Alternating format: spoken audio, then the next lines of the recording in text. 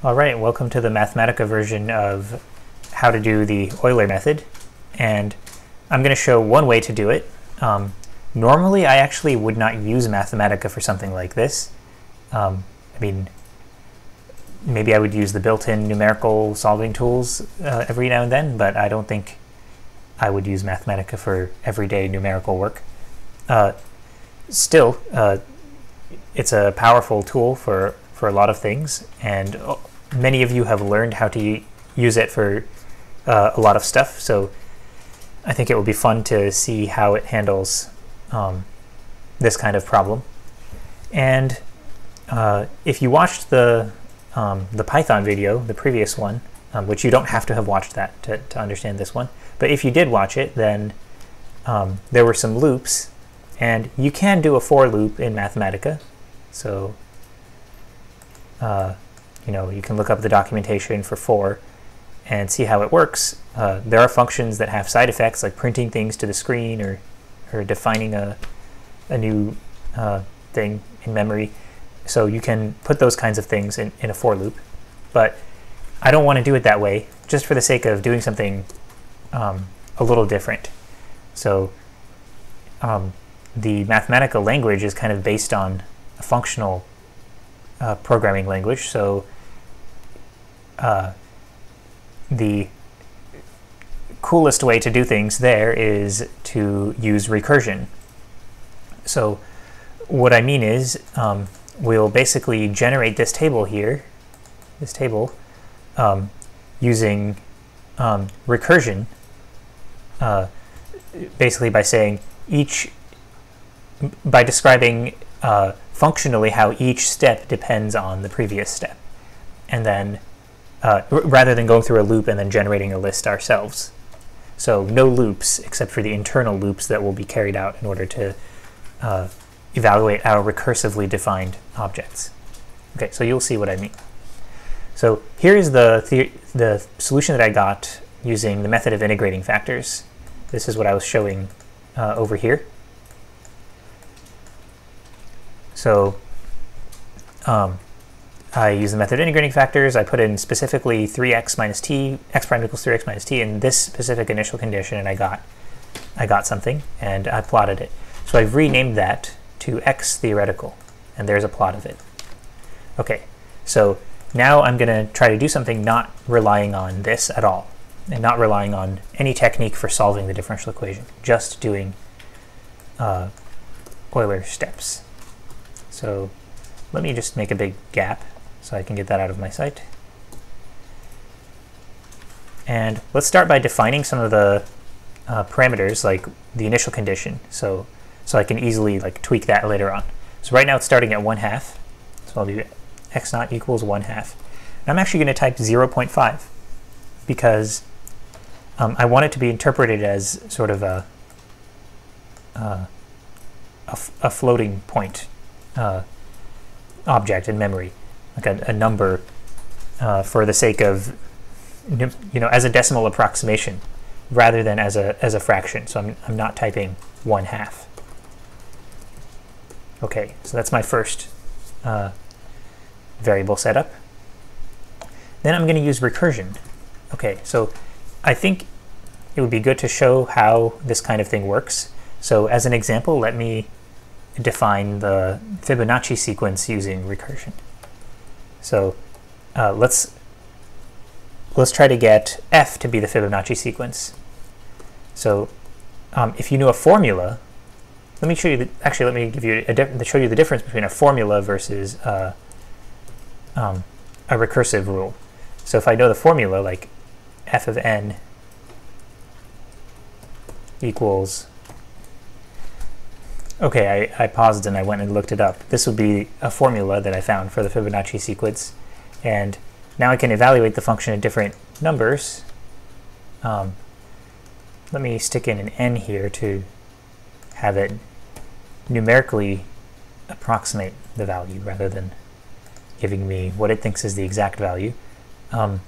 So f of 1 is 1, f of 2 is 1, f of 3 is 2, and actually I can list them in a more easy way by doing a table like this.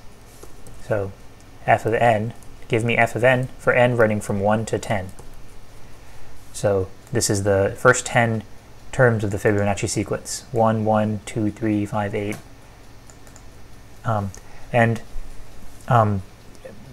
If you haven't heard of the sequence before, the way it's supposed to work is that it starts with 1 and 1, and then each term is supposed to be the sum of the two previous terms.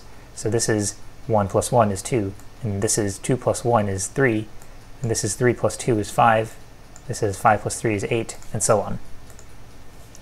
So here's a magical formula that I found, but what I want to show you is that we can do this without a formula. So let me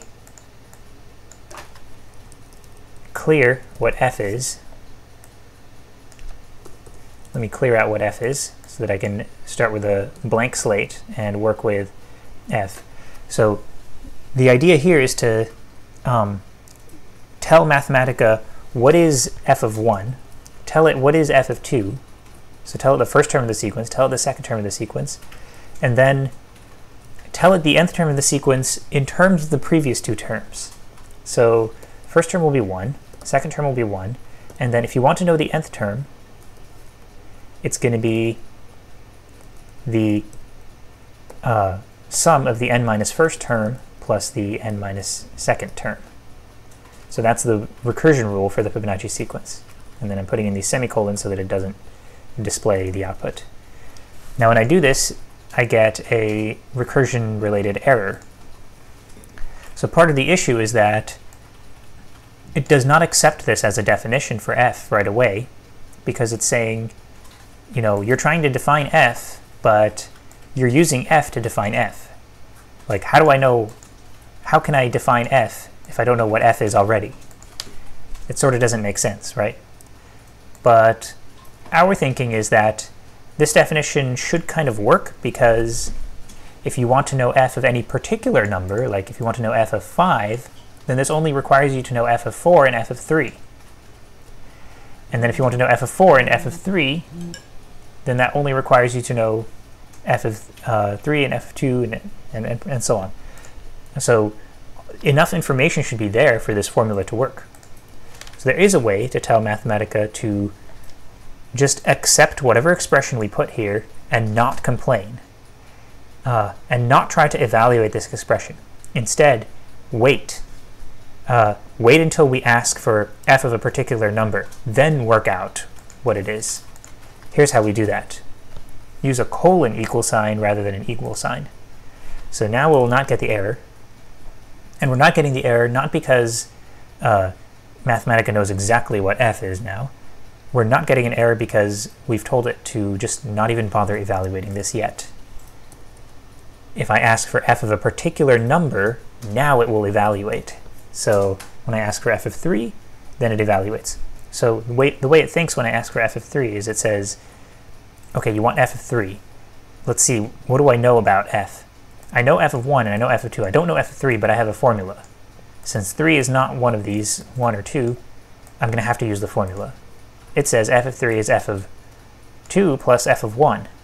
And I know what those are, so it does 1 plus 1 and gives me 2. If I want to know f of 5, let me do a more interesting one, f of 10, then it knows how to do that. These rules don't apply, since 10 is not 1 or 2, but this one does. And it says f of 10 is f of 9 plus f of 8. Then to figure out f of 9 and f of 8, it uses a similar kind of reasoning, and it recurses down until it reaches these base cases. So that's pretty cool. Let's make a list of the f of n's for n running from 1 to 10. There you've got the Fibonacci sequence. Okay, so I'm showing you this to give you a sense for what is going to happen when I recursively try to describe the next x in terms of the previous x.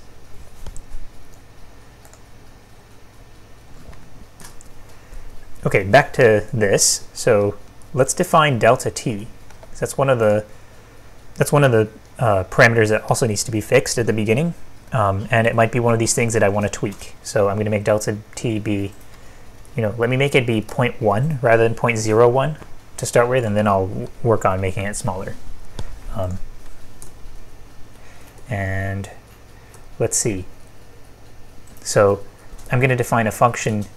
My goal is to define a function t of n and x of n. Maybe I'll call it t's and x's. This is like what I did in the previous Python video, which again, you do not have to have watched to get this. So t's will give me, no, I'm going to call it t of n and x of n. At the risk of possibly being confusing, so I'm going to think of x as a function of an integer n rather than as a function of t, because what I want to do is basically generate this list.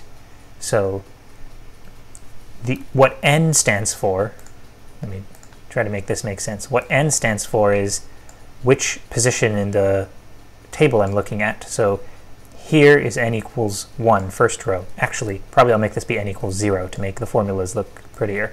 Then this will be n equals 1, n equals 2, and so on. So n is sort of an index that tracks which step of my Euler steps I'm on. Now, this one I'm going to define recursively, but this one I actually can define by a formula pretty easily, right? T of 0 is going to be 0. T at row 1 is going to be delta t. At row 2, 2 delta t. Yeah, so that's pretty easy. T at row n is going to be n times delta t. And I don't like these being blue, so I'm going to cut this, run this cell. So these have now become black, indicating that they are defined. And then paste this in a new cell. So here's one cell, here's another cell. So now this is black, indicating that I typed it incorrectly. It's something that I previously defined. Okay, so there's t. And just to show you, so forget about this for a sec. Oops. So just to show you a list of t's,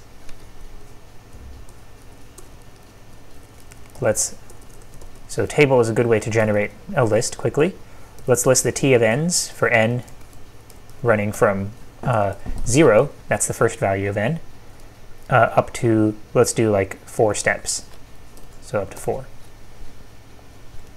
So t starts at 0, 0.1, 0.2, I guess it's 5 steps, 0 to 4. 0, 0.1, 0.2, it's making steps of size 0.1. Okay, so it's behaving the way I want it to. Good.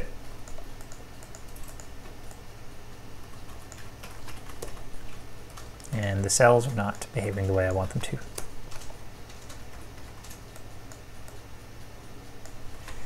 Okay. Now about x. So the nth x is going to be, well, what I know immediately is the 0th x. That's going to be whatever my initial condition was. So the 0th x, let me say what the 0th position is going to be, is whatever x naught is, which is 0.5. But let me type x naught here. The reason I'm putting this up, the reason I'm not typing 0.5, I'm typing x naught, is so I can have x naught stay up here and I can change things up here, rather than having to mess with the internals of the stuff I put down here. Okay, so that's x in row 0. This notation might be bad. It looks like I'm saying x at time 0, which it happens to also be since time is 0 when n is 0. But this doesn't mean time 0. This means n 0. It just happens to match up. Okay, then x at position n is going to be something that you can figure out based on x at the previous position. So new x is old x, so x n minus 1, plus, so what I'm going to apply basically is this kind of idea that we're applying. New x is old x plus the previous derivative times the change in time.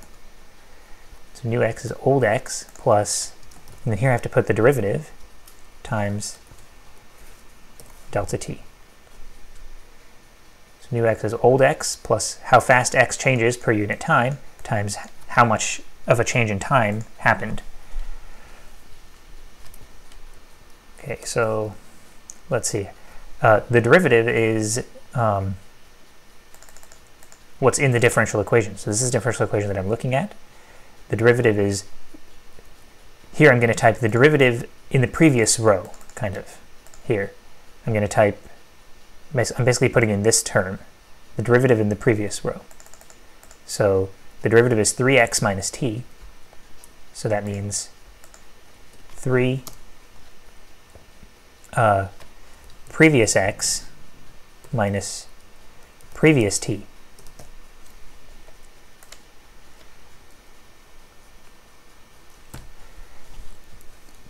All right, and that should work. So now if I hit enter, okay, I get this recursion limit error. That's because I didn't tell it to hold off on evaluating until I actually ask it for a specific value. Okay, that's better. So now if I evaluate, so say I want x of 0, hopefully that's 0.5, good, that's the initial condition. X of 1, apparently that's what happens after 1 time step, after 2 time steps, after 3 time steps. Okay, let's make a nice table. Or a list. Table is for generating lists. Sorry. Let's do x of n, where n runs from 0, which is the first row in the table, to, I don't know, 10. Then these are the different x values. I don't know why I put it in curly braces. These are the different x values. Okay, actually I do want it in curly braces because, well, how about we list them along with the corresponding t values? There. So at time, so you see this is a list of tx pairs. So at time 0, x is 0.5. At time 0.1, x is 0.65. At time 0.2, it's this much. Excuse me, and so on.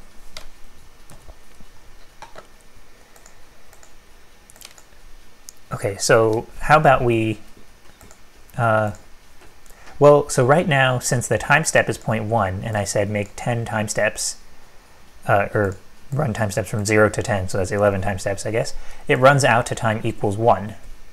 But I'd like to control that a little bit more finely. So how about I create a variable called t_end, or t_final. Let's do t_end. And let me initially set that to 1. And then how many time steps, when I generate this table, how many table entries do I want? How far should n go if I want time to end at time 1? So let's think about that.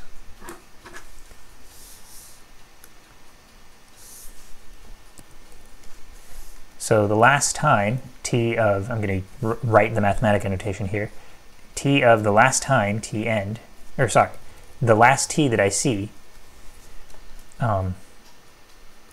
I need better notation. The last, let's call this an unknown n that I want to put here, capital N, and I'm going to replace it by something. So t of capital N is going to be, according to my definition for t, n, capital N times delta t. And I would like to put something here so that this is actually t end, which I have chosen now for now to be 1. So what I want to put then is t end over delta t. Okay, so I'll put that there, t end over delta t. Let me run that cell so that it knows what t end is. Okay, great. Now if I make this like 2, then when I run this, it should show me a list that's twice as long running out to 2. All right. Okay, did you see how long that took? So it worked, but that took a long time, right? Let me show you again. This black line here, this dark part, means it's thinking. Look at how long that took. Why does it take so long to just, I mean, this shouldn't take that long, right? It's just compute, this is the initial condition, then compute this based on that by a pretty simple looking formula, then compute this based on that by a pretty simple looking formula. So why would that take so long?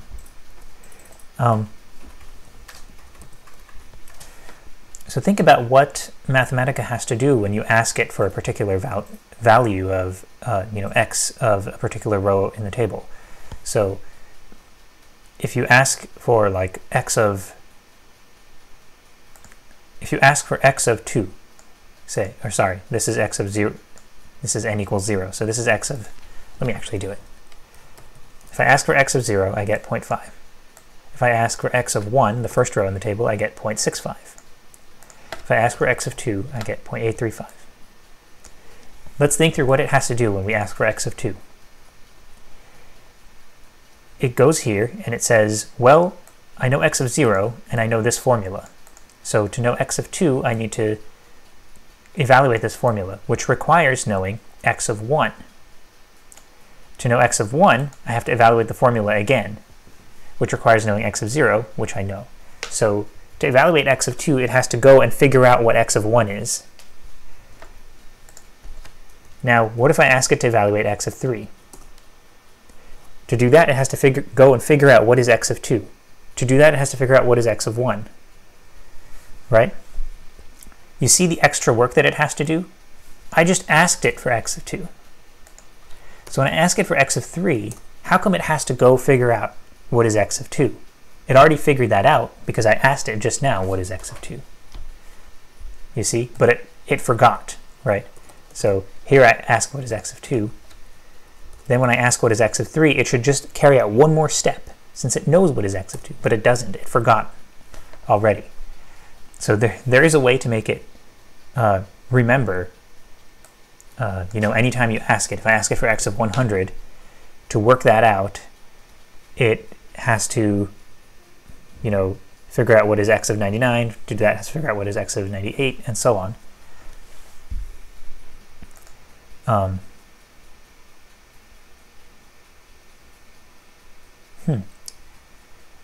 Yeah, I didn't expect it to take that long to figure out just x of 100. That's interesting. Okay, so if it ever hangs, you can always abort evaluation. Yeah. Okay. So I don't know why that would necessarily take so long. But you can speed things up by having it remember the previous things you asked it, so that when it goes back in its recursion, it only has to go back up to the last thing that it knows. And the way to do that is, okay, so I looked up actually how to do that, and I found this documentation for the Mathematica language for defining a function that can remember a value that it has found, so that it doesn't have to re-evaluate values that it knows about. And it works like this. So instead of just using colon equals, use colon equals and then repeat the function name, and then use a normal equal sign and then put the right-hand side. All right, and the example they give is the Fibonacci sequence example, which is like the main example for, a standard example for demonstrating things with recursion. Okay, so going back here, if I want to do that, sorry, not N, it should work like that. Hang on. Okay, the second time I don't put an underscore. Yeah. Okay, so let me try that. By the way, since I'm showing the full Mathematica window here, you can see that I'm doing something very bad that you should never do, which is that I have not saved my document. You should definitely, the first thing you do is you should save your document. But I'm just not going to. Okay, so let's see if this takes so long. No, it ran so quickly. And now even this runs very quickly. Yeah, I'm not sure why just computing one value was taking so long before I did this, but maybe someone can explain that to me. Okay, so now it's better. And now if I want to run out to time equals 100, then even that does not take so long. It basically generated that list instantly, but we would have been sitting here forever if I had not put this part. Okay, and I'm going to keep running time out to 1, actually. And I'm going to mess with the step size. So let's say I make the time step size 0.01, then run this. Then you see time goes 0, 0.01, 0.02, all the way out to time equals 1. So just checking that the idea is the code works. Okay, so let me set it back to 0.1. Okay, time to make a plot. So let's call this table plot points.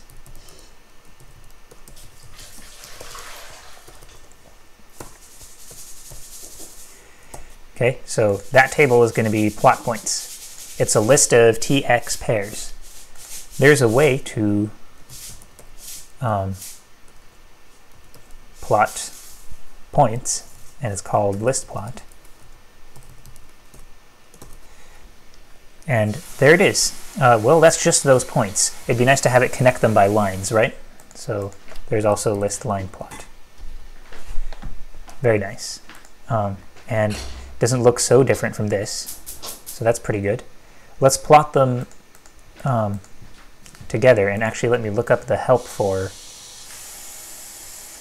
this one. Just looking for how I can give it a certain color or something. Usually I just open the help and then look for examples that do the thing that I want. Or I just open options, like color. No, that's not what I mean. Maybe plot style.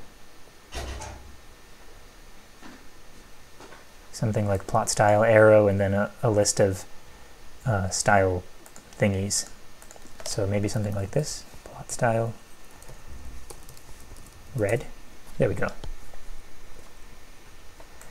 Okay, so I was using the same convention in the previous video where I use red for the numerical, the thing that I get numerically, and blue for what I got using the method of integrating factors, or by actually solving the differential equation. So the cool thing about this is we got this curve without solving, right? So all of this junk here with the method of integrating factors, then trying to get to this formula here at the end, we didn't do any of that when we got this. All we did was we put in the information about the differential equation and the initial condition. Now it'd be nice to compare this plot to this plot. So let me show them on the same plot. I think this will work if I, oops, I've created a new cell. Let me fix that. Okay, I think this will work if I just do a show and then list the different things that I want to show. So let me just go up here and call this theoretical plot. Then I'll copy that. So let's show,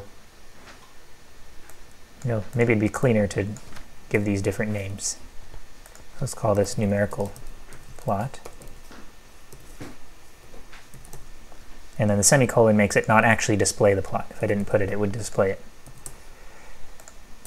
Now show theoretical plot and numerical plot together. Very nice. You can see the, so this is t on the horizontal axis and x on the vertical axis. Let me actually put in some labels.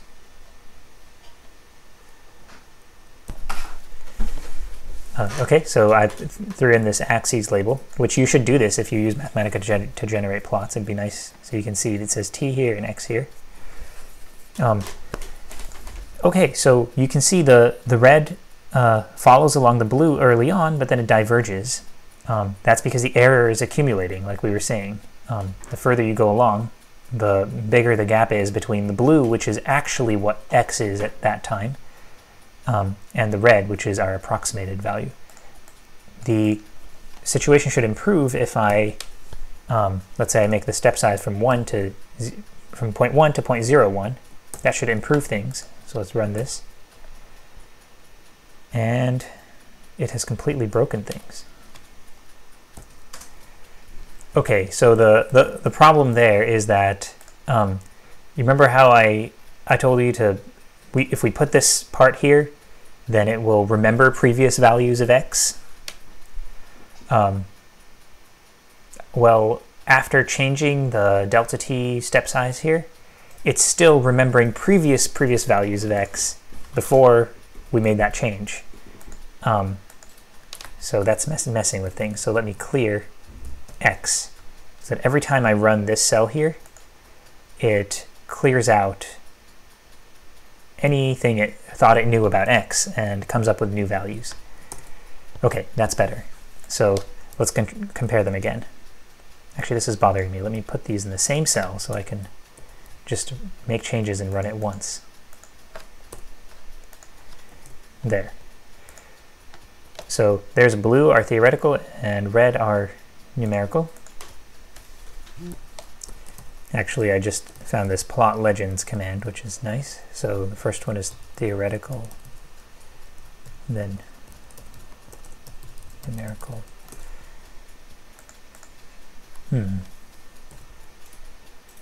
Never mind, it's more complicated than I thought to get that to work, the legend to work, since it's two different plots, so it doesn't know, show doesn't know which line is associated with which thing. Anyway, the thing to notice here is when I make the time step smaller, the error decreases. The approximation becomes closer to the theoretical value. So, and the other thing to notice is if I run it for a longer time, like right now t end is 1, let's say I run it for 2 units of time rather than 1 unit of time, well then, oh, but this is still displaying up to 1 unit. That's probably because this thing only goes up to 1 unit. So let's make it go up to 2. Yeah, now it goes up to 2, and you can see as it runs for longer, the error is worse. Okay, it doesn't visually look much worse. Like,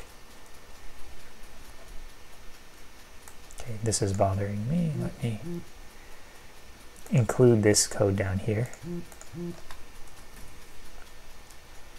And let's make this run out to t end. And don't show me it.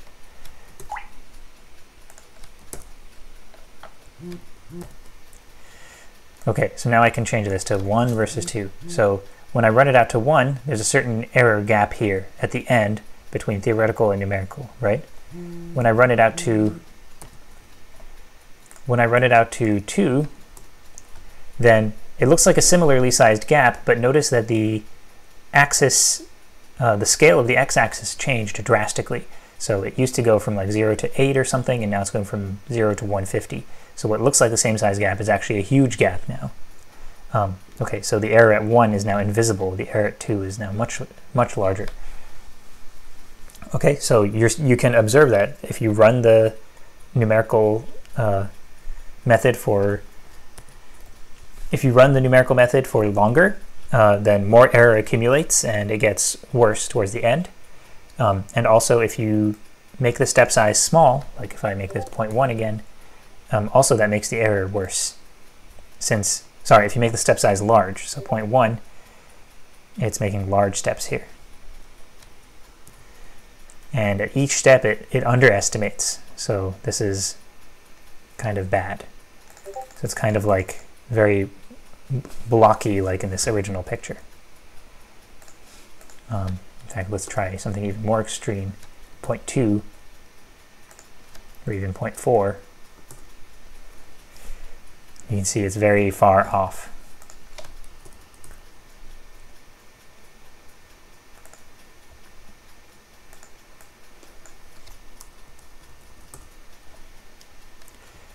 And you can see how blocky it is too. You can kind of see that this is made out of very few straight line segments. Okay, so that's it for the Mathematica version of how to one way to do the Euler method.